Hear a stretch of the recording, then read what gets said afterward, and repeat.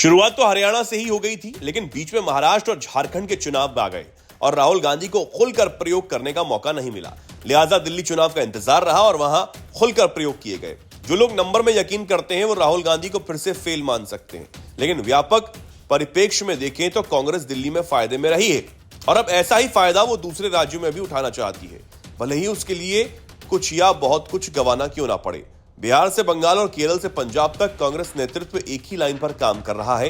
कांग्रेस की ऐसी बैठकों में राहुल गांधी और मल्लिकार्जुन खड़गे भी मौजूद होते हैं और संबंधित सूबे के कांग्रेस नेता भी बुलाए जाते हैं, जहां उनको बहुत सारी बातें ब्रीफ की जाती हैं और कई चीजें विस्तार से भी समझाई जाती हैं। स्टेट यूनिट को कांग्रेस नेतृत्व का साफ साफ संदेश होता है कि कांग्रेस अब अपने चुनावी हितों से किसी तरह का समझौता नहीं करने वाली है। ऐसी ही एक मीटिंग से खबर आ रही है कि आलाकमान ने अपने बंगाल कांग्रेस के नेताओं को ममता बनर्जी की नीतियों और खामियों के खिलाफ निडर और मुखर होकर आलोचना करने की हरी झंडी दे दी है और ये सभी राज्यों के नेताओं के लिए है। कुल मिलाकर कांग्रेस के इस युद्धाभ्यास का लबुलुआब यही है कि लड़ाई अब सिर्फ बीजेपी के खिलाफ नहीं है, बल्कि हर उस क्षेत्रीय दल के खिलाफ है जो चुनावों में कांग्रेस की राह का रोड़ा बन रहा है और कांग्रेस के पुराने वोट बैंक जिसके पास छुटक कर चले गए हैं। बिहार के मामले में भी बिल्कुल ऐसा ही हो रहा है। बिहार कांग्रेस प्रभारी कृष्णा अल्लुवरू तो चार्ज लेने के साथ ही एक्टिव हो गए थे। उनके साथ कन्हैया कुमार और पप्पू यादव भी फील्ड में उतर गए थे और अब नए प्रदेश कांग्रेस अध्यक्ष राजेश कुमार को भी मोर्चे पर तैनात कर दिया गया।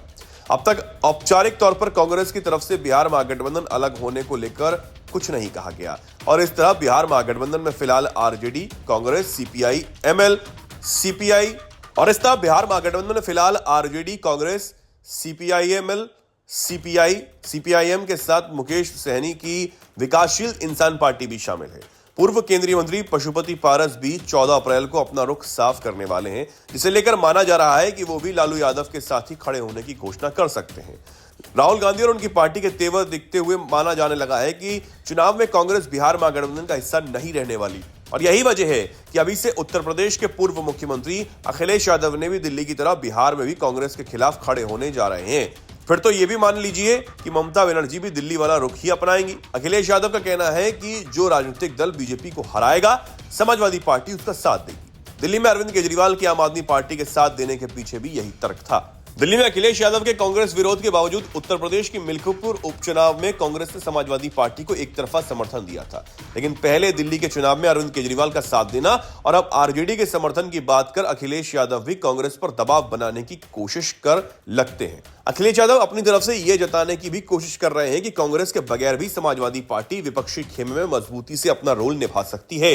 कांग्रेस के खिलाफ ममता बनर्जी का सपोर्ट कर लालू यादव ने भी ऐसा ही किया। दिल्ली और बंगाल की तरह कांग्रेस का मकसद अब बिहार में भी सिर्फ बीजेपी को हराना नहीं है, बल्कि अपना जनाधार को मजबूत करना, अपने पुराने वोटर से रिकनेक्ट होना है। कांग्रेस कार्यकर्ताओं का जोश हाई रखना है, भले ही विधानसभाओं में जीरो बैलेंस की नौबत क्यों ना आई हो। भविष्य की बात और है, लेकिन अभी तो कांग्रेस की इस रणनीति का फायदा बीजेपी को ही मिलने वाला है। दिल्ली चुनाव मिसाल है और बिहार की बारी है।